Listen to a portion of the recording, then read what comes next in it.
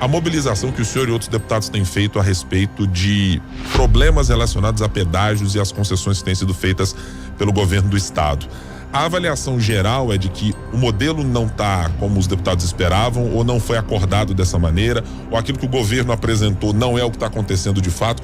Onde que está a principal crítica dos parlamentares, especificamente na sua região, nesse momento? Primeiro, não houve um debate aqui conosco sobre os pedágios. Eu, pessoalmente, vejo que é desnecessário esses pedágios aqui e atrapalham, especialmente aqui na região do sul de Minas, que nós somos 152 cidades. A maior tem 150 mil habitantes, somos 3 milhões de habitantes, aproximadamente, que atrapalha o desenvolvimento da nossa região. Sozinho, ele aumentou um terço da dívida. A dívida tem 30 anos, 8 governadores. O Zema sozinho aumentou a dívida. Se o Zema deveria ser liberal, como ele fala, deveria ser neoliberal ou liberal, nessas questões das pequenas empresas, não ser liberal das grandes empresas. Os principais nomes do cenário político passam por aqui. Café com Política. Que hoje conversa com o deputado estadual pelo PT, Luizinho. Muito obrigado por estar conosco nesta manhã, nos atendendo por meio de vídeo. Deputado, bom dia. Bom dia, muito obrigado pela oportunidade de estarmos aqui no Café com Política. Deputado, eu vou começar lhe perguntando sobre um assunto que eu vi há algum tempo e ainda neste ano, a mobilização que o senhor e outros deputados têm feito a respeito de problemas relacionados a pedágios e as concessões que têm sido feitas pelo governo do estado. A avaliação geral é de que o modelo não está como os deputados esperavam, ou não foi acordado dessa maneira, ou aquilo que o governo apresentou não é o que está acontecendo de fato. Onde que está a principal crítica dos parlamentares, especificamente na sua região, nesse momento? Olha, todos esses pontos juntos. Primeiro, não houve um debate aqui conosco sobre os pedágios, como seriam as obras, por exemplo. Segundo, também, o valor do pedágio, R$13,17, com a inflação deve chegar a R$14, com a reposição da inflação. E também que eu, pessoalmente, vejo que é desnecessário esses pedágios aqui e atrapalham, especialmente aqui na região do sul de Minas, que nós somos 152 cidades. A maior tem 150 mil habitantes, somos 3 milhões de habitantes, aproximadamente.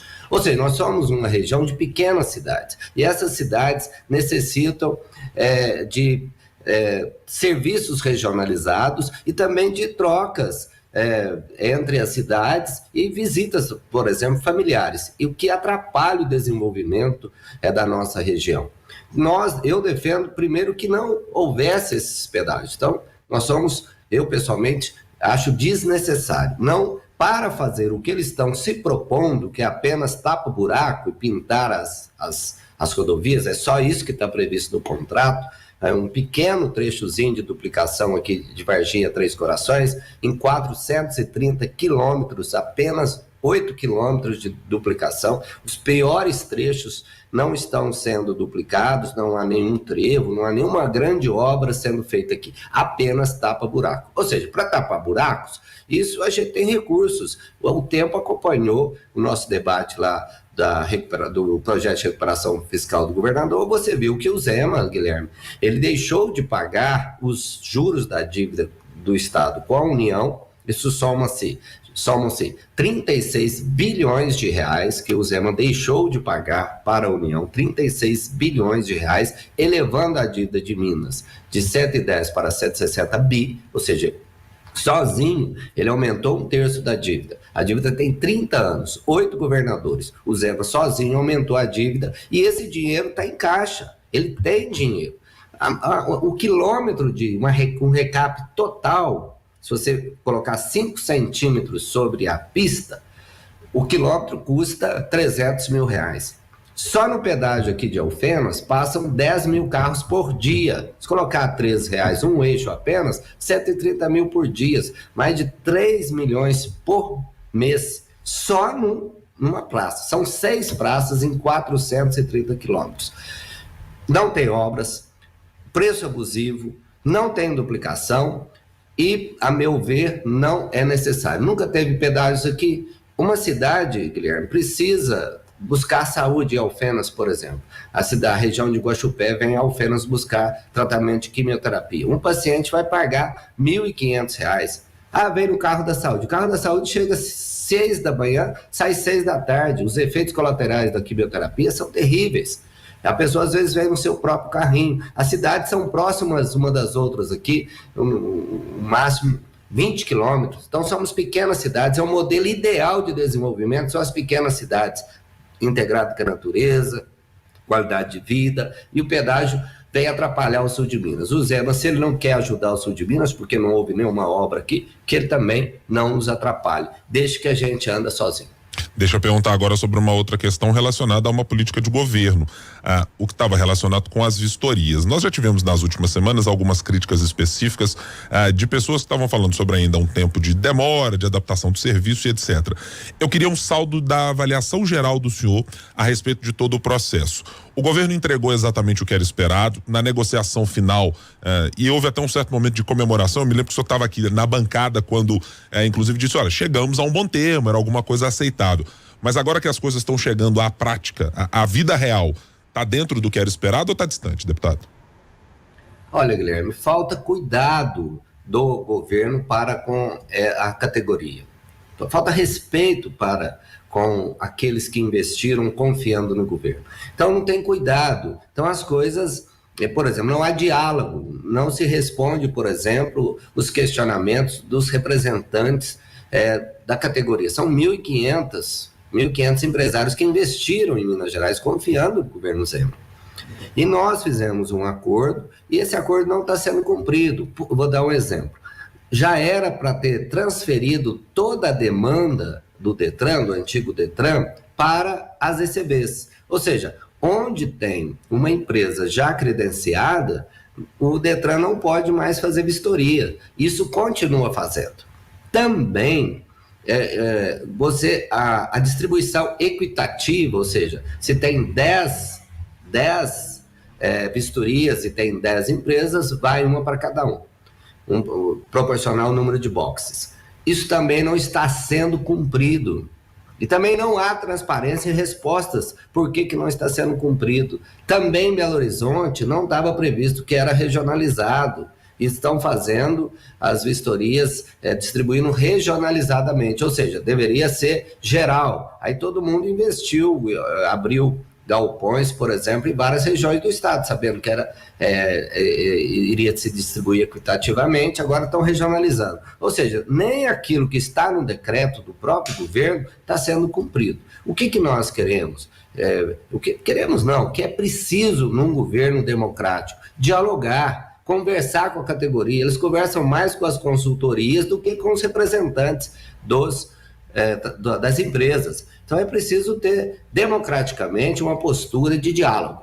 É isso que está acontecendo. Não estão distribuindo equitativamente, também não estão repassando as demandas, o Detran continua fazendo vistorias, isso está previsto no decreto que não poderia, e nós vamos envidar todos os esforços para que o governo cumpra aquilo que foi o acordo que foi feito com a Assembleia Legislativa. Nós não podemos desrespeitar os nossos empresários. O Zema deveria ser liberal, como ele fala, deveria ser neoliberal ou liberal nessas questões das pequenas empresas. Não ser liberal das grandes empresas, nos monopólios, os ricos, a parte de cima da economia. Ele deveria mostrar-se liberal agora com os pequenos. Então, com os pequenos, ele transforma-se num dificultador da política da iniciativa privada. Para o grande tem tudo, para o pequeno não tem nada, né? Quer acabar com a iniciativa privada. Então ele deve ser liberal com os pequenos e não apenas com os monopólios que temos em Minas Gerais.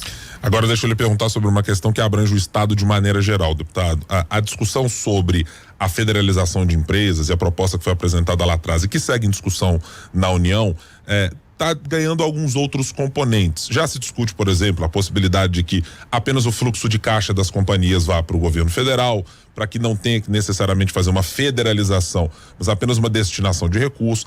Há ainda a manutenção dessa discussão sobre federalização. em como ela é possível, como é que você cede um funcionário de uma empresa estatal mineira para que a União faça a gestão. De maneira geral, o senhor acredita que isso será resolvido no prazo previsto pelo Supremo Tribunal Federal antes de metade deste primeiro semestre, ou pelo volume da discussão entre a oposição, há consenso disso que não deve acontecer? Eu penso, Guilherme, que o prazo ainda é curto. É muito complexa essa situação, porque o governo de Minas, de fato, não quer negociar. O governo está muito confortável, Guilherme. Ele, aqui em Minas, aqui no Sul, a gente fala que finge de morto para mamar deitado. Sabe por quê? Para ele tá bom. Ele não quer negociar. Ele está 5 anos sem pagar nada de juros. O Pimentel pagou 24 bilhões de juros em 4 anos. O Zema deixou de pagar 36 bi. Então ele não quer negociar. Ele quer vender a Copasa, vender a CEMIG, vender a Codemig e continuar não pagando. Então ele não faz esforços para resolver. E ainda quer, na política de negociação, ele quer passar para os próximos governadores a quantitativo de dívida que ele não pagou, ou seja, o juro que ele não pagou, ele quer que o próximo governador pague, e na negociação que ele propôs à Assembleia, o Zema mesmo paga o mínimo. Quem vai sofrer mesmo serão os outros governadores que virão. Eu penso que é o seguinte, essa dívida, a proposta é de federalizar, acho que deveria continuar, isso se ajeita, se arruma, quando passa uma empresa para iniciativa privada, eles dão um jeito, então para o governo federal também se dá um jeito, os funcionários passam a ser funcionários públicos federais, não vejo que isso dificulte. Agora, nós deveríamos manter essa questão da Copasa, da CEMIG e da Codemig, paga-se a dívida, né, paga-se metade da dívida, paga-se 80 bi, são 160 bi, e o governo perdoa 40 bilhões, 40 bi, ou seja, só o senador Pacheco começar a negociação, já tem uma proposta que o governo federal sinalizou de perdoar, por exemplo, 40 bilhões.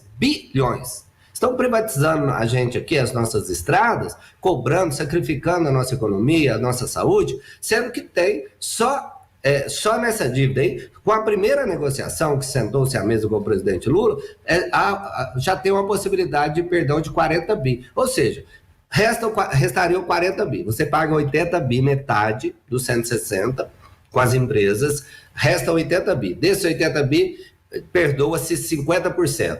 Então, 40 bi é perdoado. Aí resta 40 bi para pagar em 140 parcelas. Aí nós pagaríamos aí algo em torno de 4 bi por ano. A proposta do Zema é que o próximo governador, por exemplo, pague 18 bilhões por ano, porque ele não pagou, quer que o próximo pague. Agora, eu vejo que é complexo.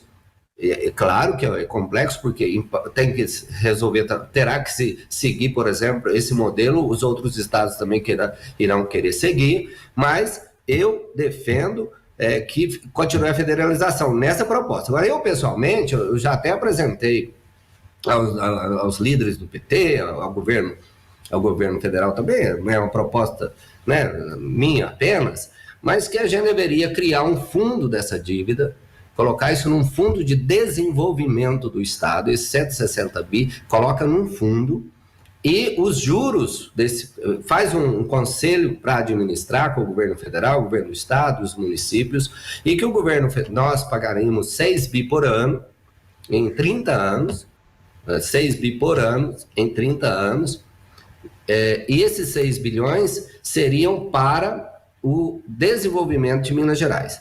Então, ao invés do governo federal cobrar Minas, investiria no desenvolvimento da moradia, na recuperação de salários, na recuperação das empresas, recuperando o Estado, melhorando o ganho salarial do servidor, por exemplo, a economia gira, tem mais dinheiro na base da economia, e isso resulta também em mais tributos, o que resulta também no desenvolvimento do Brasil. Então não precisaria, o governo federal poderia, o Zema poderia discutir com o Lula, de falar, olha, esse dinheiro que nós põe essa dívida, toda essa dívida para desenvolver Minas. E a gente paga por ano 6 bilhões, e esses 6 bilhões seriam para investimentos, por exemplo, em rodovias, em moradias, em recuperação dos salários, em recuperação das indústrias, das empresas nossas aqui de Minas Gerais. Recuperando o Estado, geram-se mais tributos, o que pode melhorar também o resultado do Brasil, né? Se houver crescimento de Minas, segundo o estado do Brasil,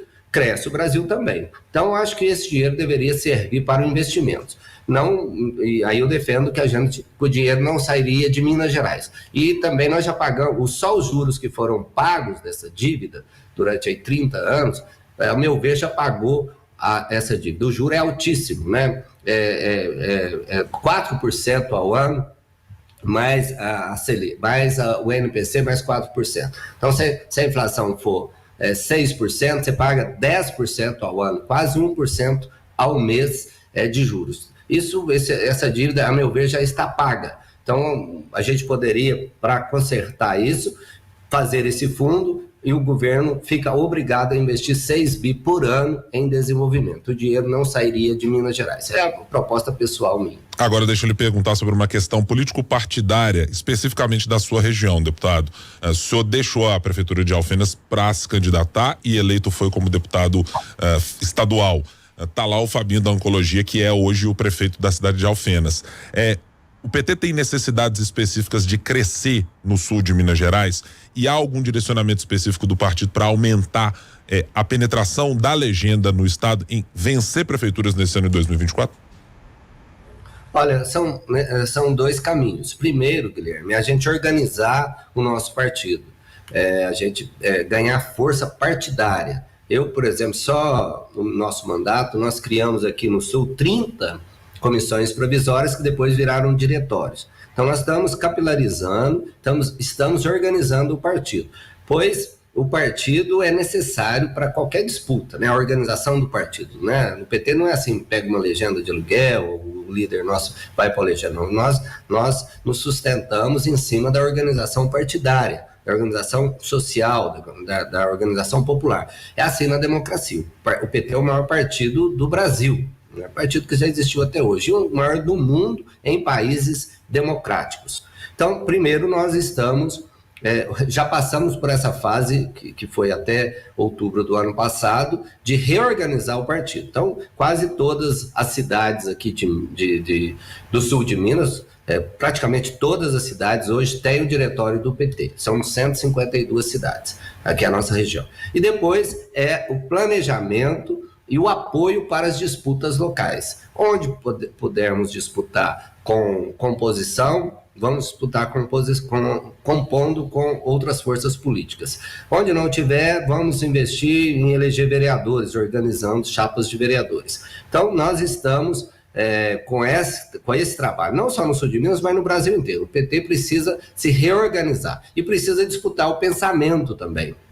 Nós saímos muito das bases, e ficou só o pensamento, às vezes, extremista, ou o pensamento mais bem à direita, religioso, né? Os pequenos templos religiosos ficaram no meio do povo. A gente, quando eu entrei no PT, a gente fazia reuniões cedo, de tarde e de noite. Tinha reunião das comunidades eclesiais de base, tinha reunião do sindicato, tinha reunião partidária. A gente foi para a instituição, começamos a fazer muitas obras, né, nos governos, mais do mesmo, fizemos muitas obras, mas o Lula fez mais casa, mas já faziam casas, fez mais escola, mas já fazia escola. Então nós ampliamos os projetos sociais necessários, mas deixamos um pouco de lado a disputa de pensamento. E a disputa de pensamento não se dá por WhatsApp, não se dá pela internet, é olho no olho, nas pequenas reuniões que a gente fazia, e a gente construiu o nosso partido discutindo nas casas, nos diretórios, nas igrejas, nos sindicatos. Então, sentar e conversar olho no olho. A internet levou à simplificação do debate, os fake news, a superficialidade, que é o que o bolsonarismo cresce. Falam 3, 4 frases, repetem aquilo, e isso fez com que eles crescessem. Nós, do PT, nós que queremos um país democrático, progressista, precisamos debater presencialmente com o nosso povo, é isso que nós estamos fazendo. Nós estamos criando os núcleos de debate em todo aqui o sul de Minas, por meio ou do partido, ou de bandeiras, como a causa animal, o sindicato, o movimento Sem Terra que tem aqui, as questões da saúde, as questões da educação. É preciso nuclear de novo o PT e voltar a fazer o debate de pensamento. É assim que nós vamos enfrentar esses extremismos que estão aí, que levou o Brasil a passar por um período terrível de preconceito, de xenofobia, de misoginia, de tudo que a gente achou que estávamos ultrapassando com a democracia, voltou dos porões com essa política do Bolsonaro. Então nós precisamos combater isso debatendo o pensamento. Deputado estadual Luizinho do PT, a quem a gente agradece muitíssimo mais uma vez por estar aqui, e a próxima certamente, deputado, será aqui presencialmente para tomar um café conosco também. Muito obrigado pela participação aqui no Café com Política. Eu que agradeço. A semana que vem nós estamos aí firmes e fortes, inclusive para lutar junto com a Natália, que é uma guerreira aí do sindicato das ECVs, ombrear com ela para que o governo cumpra a sua palavra, cumpra o acordo que ele fez com a Assembleia com relação a mais de 1.500 empresários que investiram e querem trabalhar e gerar 7 mil empregos, e bons empregos, são empregos familiares. Muito obrigado, um abraço, Natália. Semana que vem estamos aí. Muito obrigado mais uma vez, deputado.